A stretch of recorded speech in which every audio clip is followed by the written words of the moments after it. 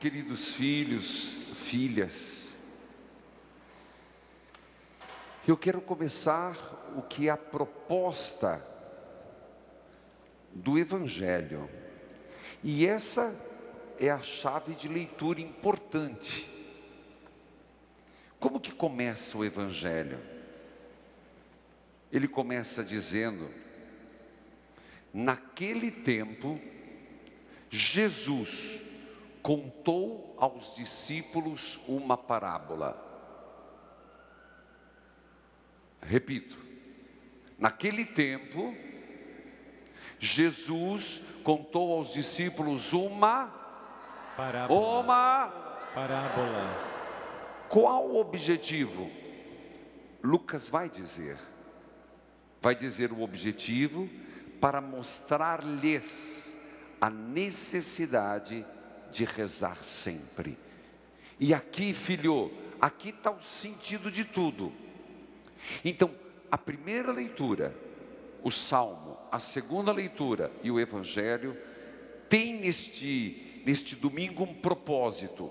Jesus querendo nos falar da necessidade que eu e você temos de Rezar sempre. Então, meu filho, não é rezar só quando a água bate no pescoço, não é rezar quando as coisas começam a dar errado, não é rezar só na hora da morte, não é rezar quando está estribuchando, é a necessidade de rezar sempre. Impressionante que Lucas, nós estamos fazendo a leitura, o Evangelho de Lucas, há 3 domingos ele fala sobre fé. Domingo, padre, mas eu não lembro, mas eu lembro. Domingo retrasado, semente em grão de mostarda, aumenta a nossa fé. Domingo passado, eu fiz questão de não falar sobre gratidão e ingratidão. Se vocês pegarem a minha chave de leitura, foi sobre fé, tal qual um grão de mostarda, mas numa pessoa, que é Jesus Cristo. Não adianta ter grão de mostarda e fé acreditando nos horóscopos da vida. Bate catar. Nós somos católicos, cristão. E hoje,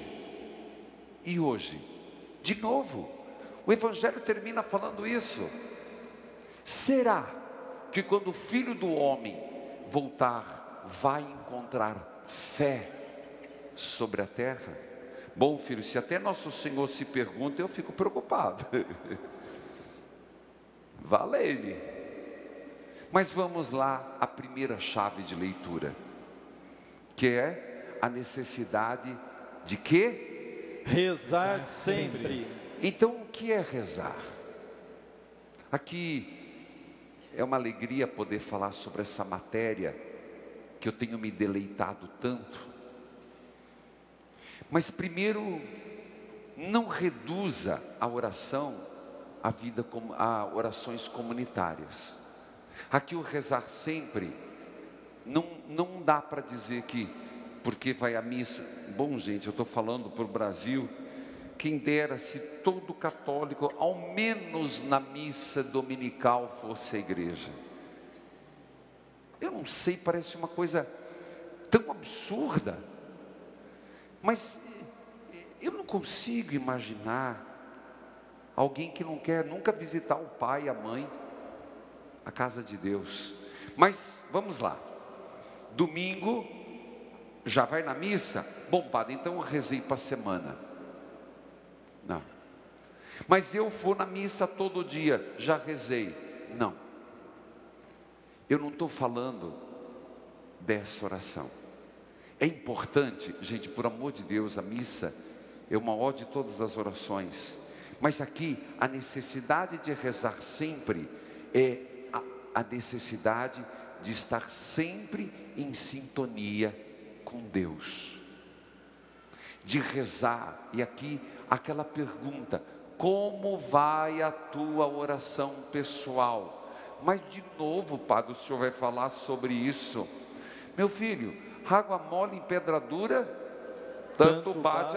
Pode ser que eu consiga convencer alguém de que é importante ter uma vida de oração pessoal. Eu diria, a missa dominical é imprescindível, a missa diária, salvífica e maravilhosa, mas oração pessoal, a necessidade de rezar sempre. E Nosso Senhor conta uma parábola. Gente, toda parábola, ela não é exata. Por exemplo, não dá para dizer, por exemplo, nós não podemos tirar aqui e dizer que Jesus disse que ele comparou, isso ele fez, a parábola é comparativa, que Deus é um juiz zangado. Não, não é verdade. Aqui Jesus está apenas comparando, dizendo de uma mulher, de uma viúva que pedia muito: Senhor, eu preciso, Senhor, eu tenho necessidade, Senhor, dai-me essa graça. Mas Deus não é um juiz iníquo. Deus quer nos atender. Então, eu só faço essa observação, porque a parábola é comparativa, ela não é exatamente aquilo que se propõe, porque Deus não é um juiz iníquo. O que a parábola quer dizer? Que aquela mulher, por ela ter sido insistente, por ela ter sido fervorosa, ela conseguiu que aquilo que já era graça fosse ordenado na sua vida. E padre, complicou agora um pouquinho, hein? Vamos lá. A oração não muda Deus. Você está prestando atenção no que eu estou falando? Então a gente não reza para mudar o plano de Deus sobre nós. Mas então você vai responder: então por que eu vou rezar se nada vai mudar? Veja, o plano que Deus tinha para mim e para você é o melhor dos melhores dos melhores. Então, qualquer prece que fazemos a Deus, a prece insistente, a prece fruto da intercessão, a prece no jejum, a prece nas obras de caridade, elas nos conectam a que já é uma graça de Deus que se manifeste. Explico. Alguém está pedindo muito emprego, e você vai dizer assim: mas eu estou pedindo emprego, Deus, Deus já te deu emprego, porque no seu plano de pai, todos os seus filhos tinham que ter emprego. Mas aquela prece que você faz, aquela penitência que você faz, aquela oração que você faz, aquela intercessão que você faz, ela ordena no tempo e no espaço a graça que Deus já tinha dado para que aconteça na sua vida. Desculpe de parecer ser muito estranho o que eu estou falando, muito professoral, mas é importante você entender que a oração, ela nos coloca numa graça, no milagre já dado por Deus. E as nossas orações, a intercessão, ela nos coloca no caminho da realização do que Deus já havia dado. Por exemplo, saúde. Alguém está doente. Vou dar alguns exemplos que talvez facilite. A pessoa está com uma doença grave. Se você falar que Deus vai mudar, então Deus é mutável, Deus não muda. A tua oração, a minha oração, vai. Porque qual é a maior graça de Deus? Que todos os seus filhos tenham saúde. Então a minha e a tua oração vai, a partir da graça que Deus já tem plena, nos colocar num bom médico. A oração vai nos colocar que o diagnóstico naquele dia seja feito perfeito, que o médico não esteja de mau humor, que o médico não erre no diagnóstico, que dê o remédio certo e, portanto, a oração encaminhou a cura que Deus já tinha dado. Está explicado isso? Eu sei, padre, mas é confuso. Não, porque senão as nossas orações, elas se colocam como que eu rezo porque Deus é mau, porque Deus é um juiz injusto, porque Deus não quer minha felicidade. Então eu rezo para aplacar a ira de Deus, para aplacar esse Deus que de alguma forma quer me castigar. Então a oração que eu faço é para mudar, porque Deus não quer o meu bem. Não é isso. Rezar sempre é para que aquilo que já é graça de Deus consiga fluir na minha vida. Gente, isso é a mais profunda mística e a teologia espiritual da igreja. A primeira leitura é um clássico texto de intercessão. É um clássico texto onde mostra, de novo, qual era a vontade de Deus para o povo de Israel. Ele queria ou não queria dar a terra prometida? Sim ou não? Sim. Então já era a vontade de Deus. Quando levantam os braços de Moisés e Moisés começa a interceder, é apenas tomar posse de uma vitória. Aí você vai me perguntar, mas então, padre, pode ser que se não rezar, aquilo que já era graça não vem? Pronto, como diz o nosso povo nordestino, entendeu?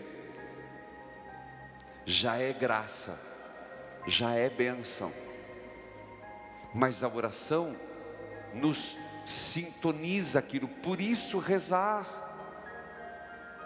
por isso nas nossas batalhas, meus irmãos, e elas são muitas, você deve enfrentar muitas batalhas, eu também. Quando alguém se recomenda a você, olha, escuta o que eu estou te dizendo, alguém chega e diz, reza por mim, pega aquilo com capricho, porque para alguém pedir oração para você, é porque não está conseguindo sozinho. Entra nessa batalha de oração, abrace essa batalha, porque o inimigo não quer que o plano de amor de Deus, que a graça de Deus aconteça na tua vida. Então quando você se soma a alguém na oração, quando você apadrinha alguém na oração, mas não precisa ser definitivo. Às vezes na tua família, esteja muito atento, que as pessoas às vezes estão pedindo, me ajuda, eu estou perdendo uma batalha para as drogas, estou perdendo uma batalha no alcoolismo, estou perdendo uma batalha na depressão, eu estou perdendo uma batalha na tristeza. Toma aquilo com responsabilidade. E o que fazer? Aí a imagem de Moisés, de braços levantados. Ali ele teve ajuda de 2 que escoraram com pedra. Eu diria, continue rezando, porque o dia que você se cansar de estar com os braços levantados, o joelho prostrado, a mão posta, os anjos vêm te ajudar. É impressionante, sempre depois de uma grande agonia de oração, o Senhor manda os anjos. Eu queria lembrar que numa das orações eu diria, mais difíceis de Jesus, a oração do Horto das Oliveiras. Foi uma das orações mais difíceis, que suou sangue. Você lembra no final? Que Deus mandou os anjos para consolar. Então, se você está numa batalha de oração, por você, por alguém, ou se você está num momento difícil da tua vida, insista na oração, que você vai sentir a consolação. Não porque é merecedor, porque Deus, Ele recompensa com a consolação dos anjos aqueles que rezam arduamente. Não pode ser uma consolação momentânea, mas é uma consolação. Isso não tirou Jesus da cruz, mas naquele momento, depois de grande oração, os anjos o confortaram. Filhos, a necessidade de rezar sempre. Não tem outro caminho. E comparativo, qualquer instrumento musical, ou mesmo uma língua estrangeira, quanto mais você pratica, melhor flui. Se você na língua estrangeira só sabe decorar verbos, mas não conversa, é decoreba. Você pode saber todas as posições de um violão, dó, ré, fá, mi, tá, e daí? Agora, se você não praticar e fazer isso ganhar um ritmo, ou algo que flui, automático, vai ser um péssimo tocador. Na vida de oração também. Eu lhe garanto, quanto mais você reza, você vai ver que isso vai se misturando na tua vida, e vai chegar um momento que você não consegue quase que fazer nada sem ter uma oração, uma jaculatória, uma prece nos teus lábios. A necessidade de rezar sempre. Aprendamos com Santa Teresinha do Menino Jesus. E quando ela nos fala de oração como um diálogo amoroso, também estamos no final de semana das missões, claro, em união com o Papa, nesse sínodo para a Amazônia, mas eu aproveito aqui para dizer, pela responsabilidade que tenho, de estar falando em tantas dioceses, através dessa missa, que será feito nesse final de semana, em todas as paróquias, a campanha missionária. Foi entregue para muitos, no Brasil inteiro, creio, não é obrigatório, mas distribuiu o envelope. Mas nesse final de semana, tendo envelope ou não, toda a coleta é destinada às missões, e nós precisamos ser missionários. Queridos filhos e filhas, exatamente porque é preciso rezar sempre, que nós vamos professar a nossa fé.